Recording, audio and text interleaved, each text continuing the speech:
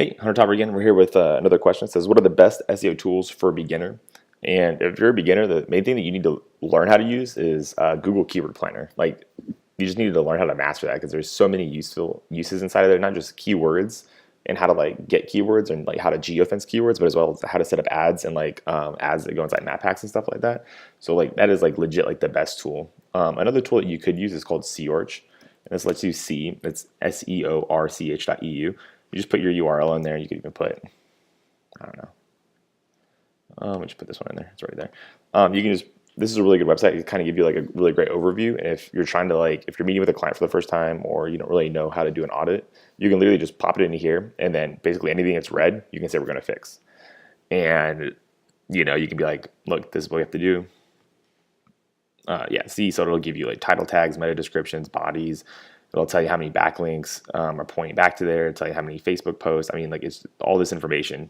So really just Google Keyword Planner and Seorch are like the two that I use like most often. But let's go ahead and kind of look at this guy. Oh, and Screaming Frog. Screaming Frog is I use for websites that have more than 25 pages.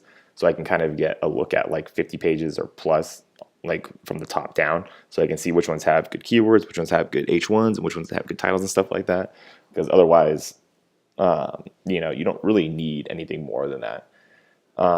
You could use a backlink checker, but for the most part, you don't really need one unless it's on an extremely competitive, like for like lawyers or like you just can't move your website whatsoever. Then yeah, use a backlink checker and see if you can get any free backlinks that like your competitors have.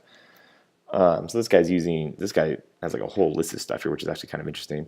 The Ahrefs, yeah, it's good, but it's a paid for tool, and like I've done all of my SEO without paid tools, so you don't need that.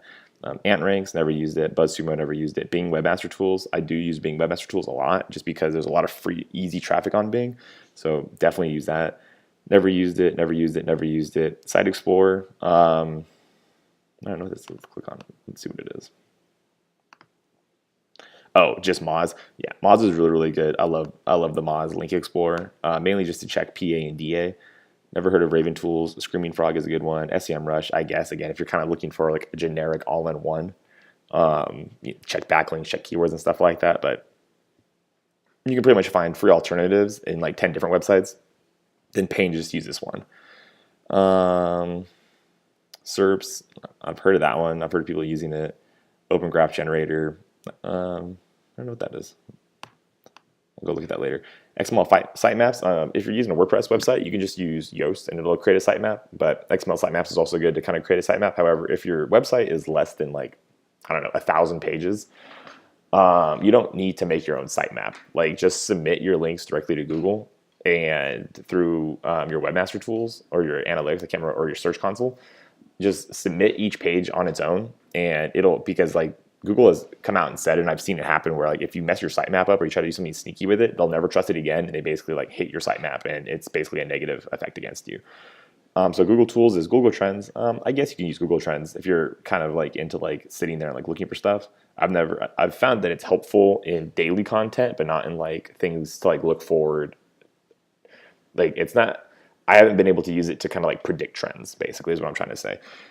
Analytics, of course, Google Webmaster Tools, of course, PageSpeed Insights, of course. So yeah, these are all good tools as well. But yeah, so like I said, my personal favorites are Google Keyword Research, Seorch, and Screaming Frog. And then from there, you don't really need anything else. There's nothing more that you could ever use that you would be like, oh yeah, I need that, because it just doesn't. You don't, okay? Especially if you're just doing local and then like statewide SEO, you don't need any of that crap. All right.